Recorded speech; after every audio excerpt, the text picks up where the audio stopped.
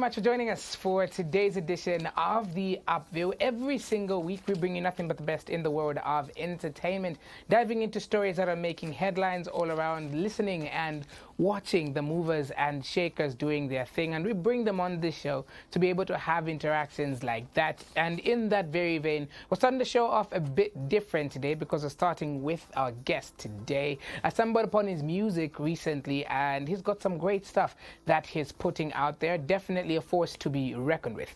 Kachy Voice is my guest this afternoon. Hey man, how you doing? Good, man. How you doing? I'm good. It's good to have you on the show. Yeah. Today, this is the first time you're here, yeah? Yeah, it's my first time. Okay, all right. Now let's begin in this way. Tell us about your background and what motivated you to start music. Well, I started singing at the age of 4. Then at the age of 8, I was able to write my own songs. I was singing in church. Ah, okay. That was my next question. Yeah. So I started singing in church with my grandma at the age of 4. Then I went to get out, join the praise team and whatnot. Mm-hmm. We're here now. What influenced you to, start doing music, especially in the church? Because I know majority of the artists that we have even in the world today started from the church. Well, I've been raised by a Christian family, so singing was part and parcel of growing up. My dad used to be in the praise team at some point, and my mom as well. So I think I took it up from there. Now let's get into some of the previous music that you have done, which is also scripturally based. Yeah. Ngoma and the like. Yeah. Psalm 95 verse 1. Tell us a bit more about how your faith pours into your music. There was a time where I wanted to experience God by myself. Like I said, I grew up from a Christian home, so there was a moment I wanted to experience God by myself, not being told that me having a personal relationship with God. So at that particular time, I used to attend church quite a lot. Yeah. So I used to listen to a lot of gospel music and whatnot. So I used to listen to the likes of Fortune on the way back, and Don Moore and all those kind of people. And I just found myself writing my own music, and I got interested. A certain friend of mine took me to the studio for the very first time, somewhere in 2007, 2008. That's where this whole thing started from. So it's been a minute, basically. Because 2007 all the way up to now is like close to 20 years. Yeah, but so there's a lot of experience around that. Yeah. But what do you think has been something that has, only brought you on the scene right now? Is it maybe consistency? Because I know that could you go my gap when I was checking your YouTube? Could you go my gap here? One thing I've realized is that as an artist, there are highs and lows. There's a moment where you need to discover yourself. Okay, you need to discover your sound. Because growing up, most young artists will be imitating somebody, trying to sound like someone and whatnot. But there comes a time when you mature enough and you're able to find your own sound, your own identity. And I feel that's one thing that has that I've learned over the years. Right now, I'm able to sing. Somebody's not seeing me, but they'll be able to recognize my voice to say, "This is Kachy singing." So yeah, I have had a lot of stuff to learn. And I'm happy that now God is revealing me to the world. And speaking of your name, Kachy itself, what inspired the name? Is it like your real name, stage name, real names combined? Yeah, my full name is Kachiza Sakandula. So the Kachy comes from Kachiza. Ah. Yeah. Okay. And now moving forward, I want to be able to understand, as well as the viewers, what genre of music you are in, because I know it's heavily faith influenced, but also it's got Tumatach Twalav and the like. So tell us about your genre. Yeah. So I can call my genre as contemporary. I do contemporary music, so it's a fusion of different kind of genres. I do R&B, do dancehall, do Afro pop, soul music, and because of my experience from church and whatnot, I'm also able to do live music. So I'm not just a recording artist, but I'm able to perform live music. Okay, you should have brought us some of the live live videos. But Kachy, as a singer, songwriter, there's always an influence from somewhere. I've never met a musical person or an artist who has never been influenced by somebody. Even when they said, "Oh, I'm influenced and inspired by myself," truly there's somebody who inspires them, or there's something that inspired them. who inspires you, or who inspired you with the type of music that you do? So, well, like I said, I've been in the industry for quite some time, Yeah. and I've literally like worked with a lot of people, quite a lot of people, and these are people that have put something, Rome is not built at, or like they put it. So I've worked with Manasseh, the former MKV. I've worked with Taz. Taz is no longer rapping, is he? Taz is in Tanzania. Ah, okay. Yeah, he's quite a good brother of mine, and he's one person that has really helped me push through, even in the times when nobody really believed in me, but we used to be there in studio vibing and creating music. So in the western part of the world, I think Jonathan McReynolds. Yeah. Why Jonathan McReynolds? You are the first artist I've hosted here to name drop Jonathan McReynolds. I think he's a great artist. I am a teacher by profession. I've done music as well, and I feel I'm able to relate with him because his music as well is not just a singer, but he's able to understand music and write music on a professional level. And I feel, we relate in some. So basically, what you're saying is, if there's somebody that you'd want to collaborate with, it's Jonathan, like he's your top one. Yeah, top one. Okay, all right. There are a lot more though, but Okay, let's dive into your songwriting process. Before we dive into the song you're promoting, which is Kayona Wile, that we'll be talking about a little later on. But let's dive into your songwriting process. How does it work for you? How does it begin when you're about to conceptualize a song? Run us through that. I'm inspired by a lot of things. Sometimes it's just stories from people. Sometimes it's what I'm going through at that particular moment.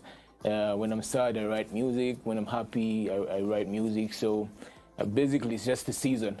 And like they say, a good artist is able to read the season. At the end of the day, just don't put out music anyhow. But being able to understand the seasons that you're in works well. And who are some of the producers or creators that you love working with when you're doing your music? I work with Roy Beats Africa. He's the same guy that produced my new song, Kayona Wile. I work with Taz, like I mentioned. I work with Big Busy. I work with Mixtizo, and a lot more. Yeah. So, like, in that very vein, who do you feel who's so easy to work with? I beg your pardon. I think I'm quite choosy when it comes to working with producers because I really go for people that really understand my sound. So these are the people that I've really clicked with, and our work environment, our connection is just on the top level. I feel all of them are good people. And how hands-on are you in the production? Are you that type of artist who you just let the producer do the thing? You're just giving them an idea to say, okay, this is what it sounds like, and whatsoever, and then just wait, or maybe you're that type of, I want to be here and I want to be, okay, let's do this. How do you work like that? It depends. There are moments when I need to direct the producer to say, this is what I want. So I lay down a beat, maybe give them a few of the balance that I want at that particular moment, and they're able to carry on. Sometimes you just let the producer do their thing. Sometimes the producer just comes to say, here's a beat, make something. And within an hour, we're done. You're done, basically. Speaking of working within an hour, I know music is something that is quite challenging to, work on. Some people judge the final product when they haven't, actually seen the route and everything like that. And in every career, you mentioned 2007 all the way. Now 2025 is when like the blow up is starting to happen. What are some of like the major challenges that you have encountered in your line of work all the way from 2007 to 2025? Most of the time, growing up anyway, like being a young guy, definitely you won't have that much money to put out the music and being able to promote it. So I think the promotion side was really a challenge, and basically that. For practice and whatnot, I think I used to have much time when I was younger than now. But those were one of the things that really had me like frustrated at some point. Now, you tell me that you're a teacher. Allow me to get a bit personal, right? Okay. Do your students know about your music? So I'm no longer teaching. Okay. Yeah, but most of my students knew about my music. How did they feel about it? Did you play some of your music for them at a point? Yes. And? They were amazed. It's that thing where you go for work and the kids are I saw you on TV. I heard your song. I would love to do a song with you. So that really made things easier for me because my students were able to see what I'm capable of doing, and they were really inspired to say, if he can do this, I can do it. And speaking of, your students being so proud and something like that, I feel like that's a great accomplishment. But moving a bit deeper in that very vein, what are some of the career highlights that you're proud of in your run? I think I've really been able to reach out to different kinds of people, different audiences, and me moving out from teaching was all because of my connections that I really found using the same music. So sometimes music is not all about making that money and whatnot, but also it brings a certain level of connection that can be gotten like from without, you understand? Mm-hmm. Yeah. And moving into something a little bit different, who do you write your music for? I know music is very personal, and when an artist is putting out something, when an artist is working on something, they're thinking about the kind of people that are going to be listening to their music as Kachy. Yeah. Who are you writing for? So I believe each and every artist out there has got a message to put out. Okay, so there are people who would convey messages about maybe hope, healing, and whatnot. And I'm that kind of a person. I put out music to speak to the hopeless, the broken heart, and yeah, basically I just want to inspire people out there. Because I've really seen. I've really been in the low before, you understand. I've been through things that probably most people wouldn't even imagine I've been through, but if I've been there, I've survived it. I'm able to encourage somebody to say, else, yeah. You're gonna make it, bro. I was there, and you can do it. All right, now let's talk about the song that you're promoting right now. Really catchy. Okay, pun intended. I get that a lot. Sorry, I didn't mean it, but it just happened. Really catchy tune that you released. It's called Kayona Wile. Tell us about the story behind the song. So from just realizing and seeing people out there, there are people who are taken for granted for being lovers or for loving too much, you understand? But one thing somebody must understand is ask yourself, what do I have? Who am I to be loved this much? Okay? And imagine you're looking down on somebody or mistreating somebody who's showing you so much love that others don't have. You understand? So I feel love is a sacrifice, and if somebody loves you, treasure that, bro. Treasure that. Because nowadays love is hard to find. Are you speaking from personal experience? No. No, I'm just the kind of person who's really authentic with the lyrics and everything. Yeah. Has that been like? I need to know. The people need to know. Has that been like a personal experience, perhaps in your life? Not now, perhaps. Not now, but I've been there. I've been there where I feel like somebody took me for granted and whatnot. So even when I'm singing about it, I'll sing it in a way that is relatable to me, and I'm sure somebody out there is going to relate as well. When you dropped the song Kayona Wile, did you anticipate that it would, have like this success, have people talking, and after like a short break again, that type of thing? Did you anticipate that? Must make mention.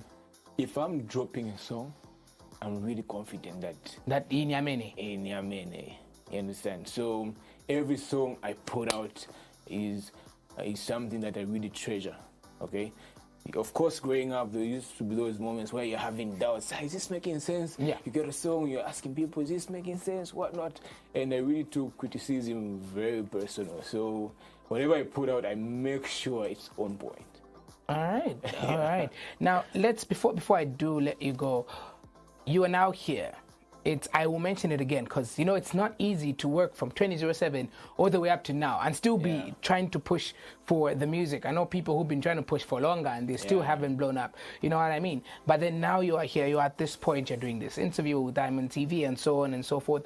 What advice would you give that person who's been struggling to put out music, thinking they'll never reach a height that you're at or height that you're at? Keep on working. Being an artist is a lonely journey. There are moments where nobody's clapping for you, but keep working. There are moments when everybody comes around, keep on working. Don't get too comfortable. At the end of the day, you need to have a vision of where you want to be. So I feel this is the moment that I have been looking at. Like I already imagined this. I already imagined myself being on TV someday. I already imagined myself being, on stage. I've been performing for a long, long time. Yeah, but I feel this is a time, and I'm only asking Zambians out there to give me a listening ear, because I really have a lot of things coming through. All right. Now, one thing that we're very particular about on the Upville is we've had interesting people who, before they came to Diamond, they were just like starting up, like you are, yeah? And then after they blew up, you know, we had Ndine Maz, who was kicking off his music career and so on and so forth. And there are many other people, Cooper Contra, you name them. There are so many other people. I want you to make this message that you're going to look at sometime next year, this very time next year, as to where you will be in your camera. Okay. By this time next year, I'll be that international artist that you've been dreaming of. Representing you to the fullest. Kachy Voice Zambia, you know the drill. All right. Well, we do wish that does happen. I will make you proud. A step to making it happen is people connecting with you on your social media platforms. Exactly. How can they connect with you on your social media platforms and check out your music too? So you can find me on, just search for Kachy Voice Zambia on all platforms. So be it Facebook, TikTok, Spotify, Apple Music, you'll find my music there. Well, thank you very much for joining me on the show. Thank you so much for having me. All right, so I'm going to be leaving you with music of a man with a catchy voice. His name is Kachy Voice Zambia. Let's take a look.